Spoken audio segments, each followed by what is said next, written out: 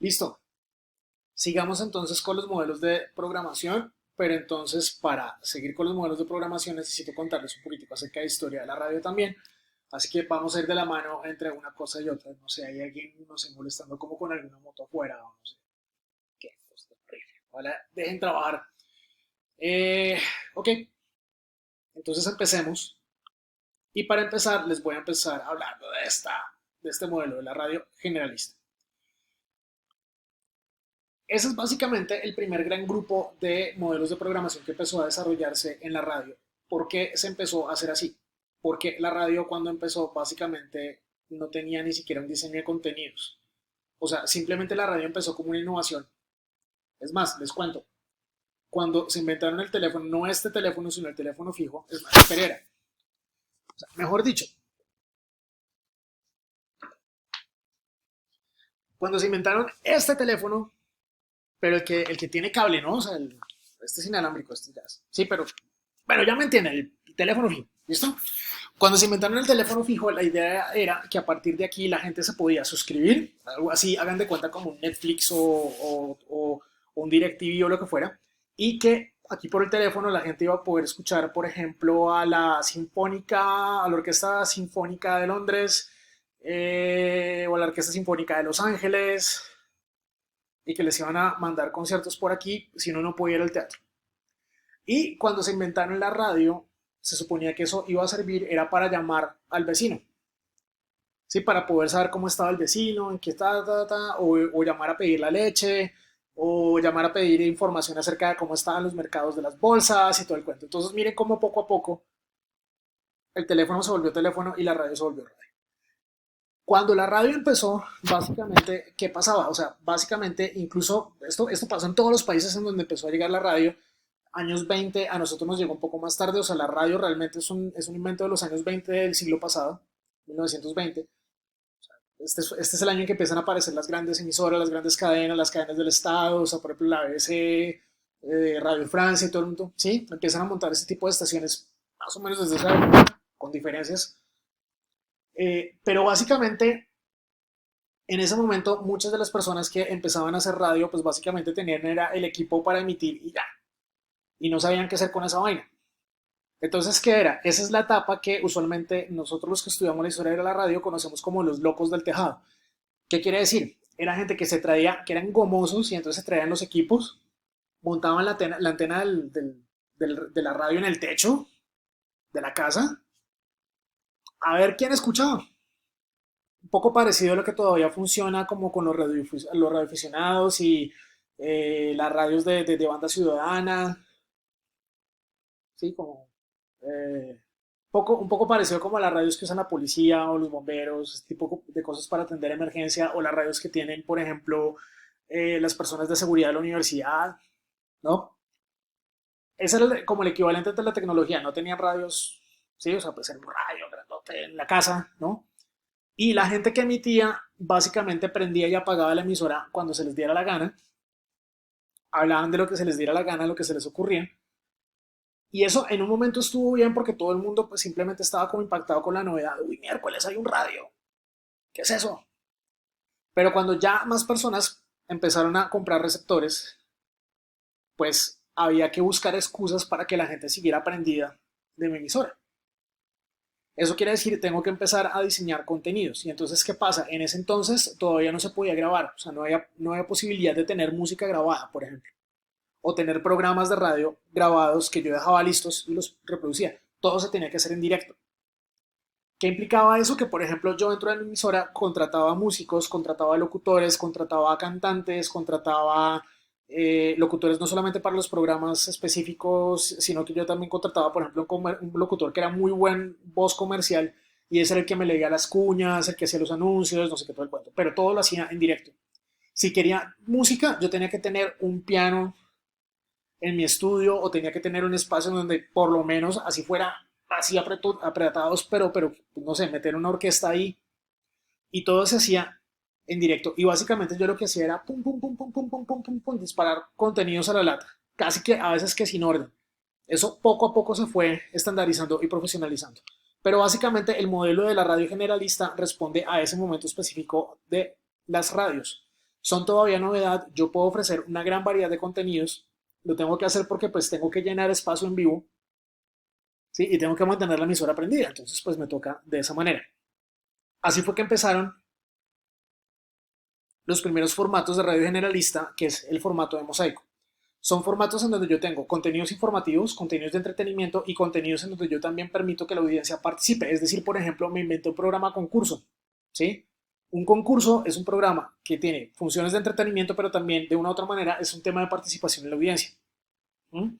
O me invento, por ejemplo, un programa de opinión en donde la gente que me escucha puede llamar y contar qué es lo que piensa, no sé qué, todo el cuento, pero también tengo noticieros. Y esta historia de los noticieros es bien interesante porque resulta que en algún momento, pues claro, tengo que llenar, llenar, llenar.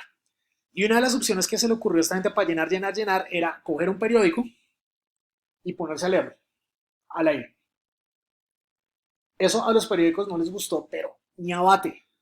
Porque entonces, ¿cómo es posible que usted va y compra el periódico en la esquina y lo lee gratis? Entonces, ¿quién me va a comprar los periódicos a mí? Entonces, muchos periódicos empezaron a hacer una pelea muy fuerte contra las emisoras que estaban haciendo esto y esto llevó a que incluso tuvieran que llegar a acuerdos. Entonces, por ejemplo, yo publico el periódico en la mañana, pero usted nada más lo puede leer después de cierta hora, o sea, cuando yo ya garantice que por lo menos he vendido una buena cantidad de mis ejemplares para que usted no me genere una pérdida a mí, bla, bla, bla. Y esa pelea entre los medios impresos y la radio es otro momento que, a pesar de que no se dio en el mismo año siempre o en la misma época en todos los países, siempre es un momento recurrente de la historia de la radio y de cómo esto se desarrolla. Las emisoras empiezan en algún momento a descubrir, oiga, pero yo para qué tengo que leer periódicos si yo puedo tener mis propios periodistas y hacer mis propios noticieros, hacer mis propias notas. O sea, yo por qué tengo que tomar la información de otro cuando yo incluso puedo tener a alguien que tenga la información más rápido que los periódicos. Porque un periódico usted tiene que esperar hasta el día siguiente para leerlo, no en esa época. No había internet, no había nada. Sí, simplemente imprimía. Mientras que yo en la radio yo puedo contar en directo. Entonces hubo un dirigible muy famoso alemán que se llamaba el Hindenburg.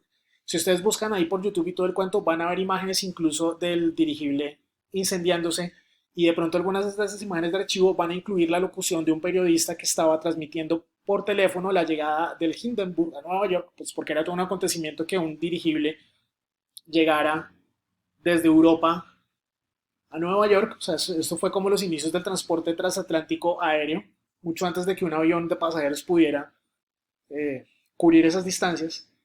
Y el berraco avión se empieza a incendiar, bueno, el dirigible se empieza a incendiar cuando llega a Nueva York y el tipo por el teléfono desesperado, oh, la humanidad, no sé qué, oh, terrible, ¿no?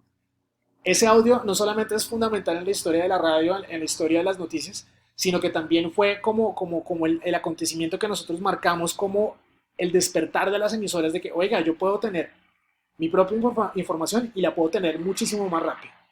Entonces ahí empiezan a aparecer los formatos noticiosos, empiezan a aparecer formatos como por ejemplo el noticiero en la mañana, el noticiero en mediodía, el noticiero en la noche y seguramente cada hora yo tengo una actualización informativa de todo lo que está pasando. Ese es un modelo que tienen todavía muchas emisoras hasta hoy.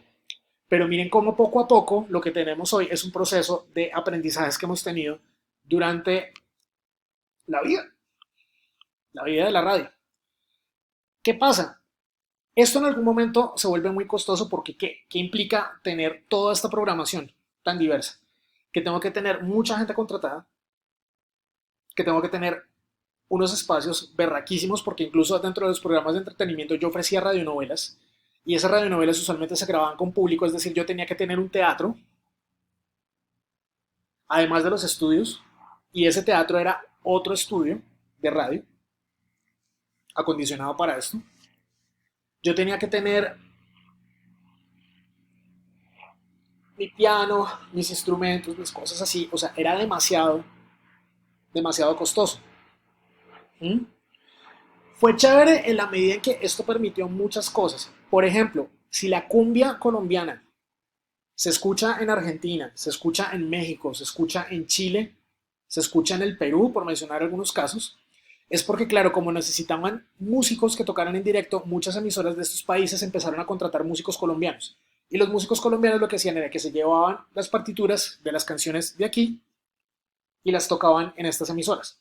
Entonces, miren que la radio también fue fundamental en hacer popular la cumbia. Antes de que nosotros fuéramos narcos y futbolistas, sobre todo narcos, a Colombia la conocían era por la cumbia. Y eso fue producto de qué? De la radio. Todo va muy bien, pero entonces, pues nada, en algún momento, miércoles, esto me sale un poco más costoso. Fuera de eso, empieza a aparecer un formato diferente a la M y a la onda corta, que me permite una mejor calidad de sonido. Y eso hace que no solamente yo pueda pasar música de un conjunto en vivo, sino que yo también, por ejemplo, ahora ya tengo la posibilidad de tener música grabada, tengo discos, tengo long plays, tengo EPs, tengo sencillos. Yo puedo pasar esa música, porque ya está grabada, la puedo pasar cuando quiera. No necesito contratar una orquesta para tener música en mi emisora, por ejemplo.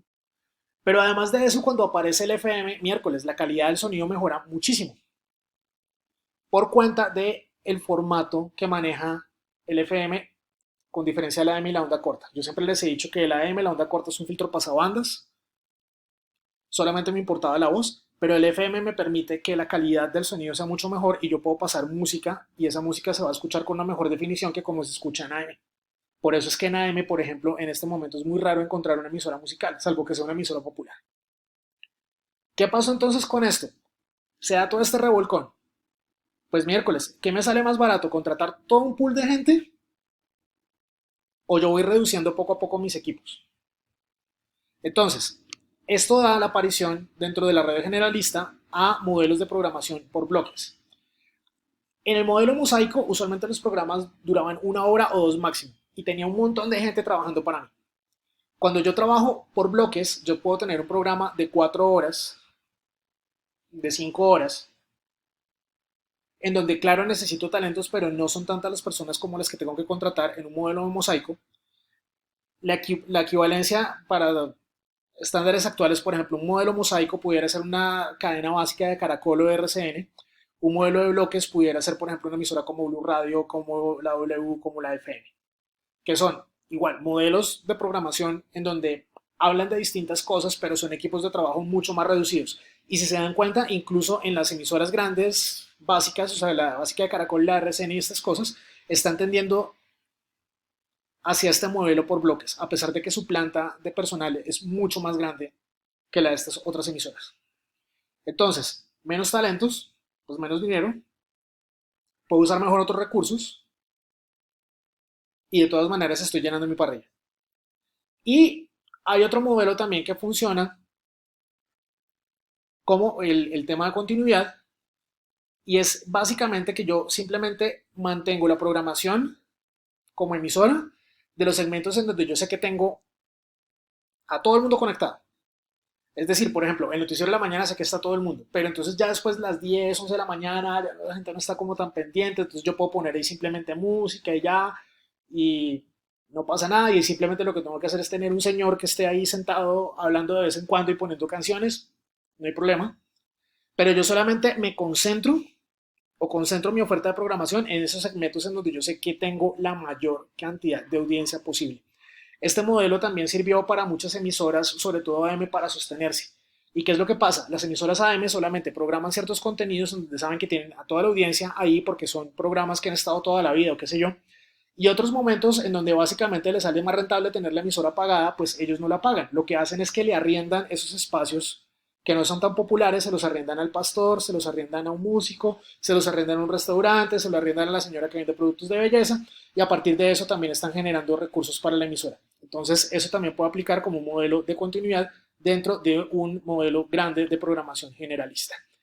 Vamos a hablar ahora de la radio especializada, no me calzó un tiempo, así que vamos a tener que hacer otro video específicamente para ese tema, pero mejor, con eso les queda más clara la diferencia entre uno y otro modelo. Eso también está chévere. Entre más claro todo, María. Hablamos en un ratito.